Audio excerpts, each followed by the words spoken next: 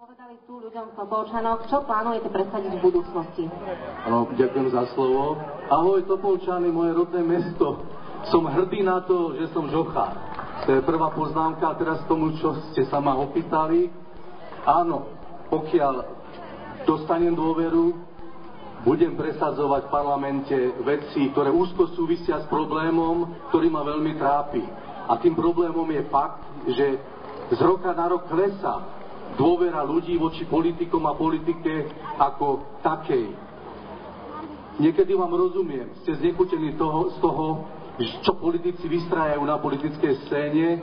Myslíte si, že váš hlas na tom nič nezmení? Dokonca existujú medzi vami aj takí, ktorí hádžu politikov do jedného vreca a nerozlišujú politikov. Je to vaše právo, ale nie je to zdravé pre parlamentnú demokraciu. Myslím si, že aj s týmto sa dá niečo urobiť. Čo urobiť s tým, aby sa prinavrátila dôvera ľudí voči politikom? Mali by sme začať predovšetkým od seba. Od seba, a to sa budeme snažiť aj v parlamente presadzovať, aby sme boli dobrým príkladom. SDK-UDS opäť bude navrhovať zákony, ktoré zrušia poslaneckú imunitu, pretože si myslíme, že nie je správne, ak poslanec za rýchlu jazdu nedostane pokutu, pretože je chránený imunitou. Myslíme si, že nie je správne, keď niekto postaví na čierno chalupu a rovnako nebude za to potrestaný. SDK-UDS aj v budúcom parlamente bude presadzovať zákon, či už novelu rokovacieho poriadku, aby poslanci, ktorí nechodia do parlamentu, nechodia do práce, nechodia na rokovania parlamentných výborov, prišli o plat. Čiže si myslíme, že je nenormálne, ak poslanec, ktorý ignoruje svoje poslanie a prácu v parlamente, bol rovnako zaplatený, ako keby do parlamentu chodil.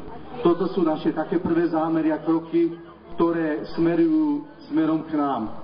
Keď sa očistíme, zavedieme také pravidlá, potom môžeme hovoriť o návrate dôvery ľudí smerom k politikom. Isté, že chcem schvaľovať a navrhovať zákony, ktoré pomôžu riešiť problémy obyčajných ľudí, zrozumiteľné zákony, ktoré ochraňujú poctivých obyčajných ľudí a trestajú tunelárov, pseudopodnikateľov. Toto bude náš cieľ, naša práca. Na záver možno už len jednu vetu na odporúčania a zároveň prosbu. Prosím vás, nájdite si čas.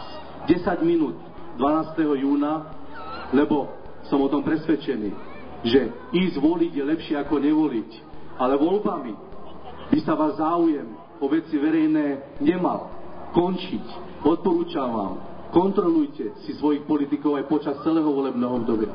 Pozerajte im na prsty, ako spravujú, ako narábajú s vašimi peniazmi, potom zrejme sa na politike aj niečo môže zmeniť. Ďakujem pekne. Ďakujem veľmi pekne, a k slovu sa dostáva aj pán Mišík.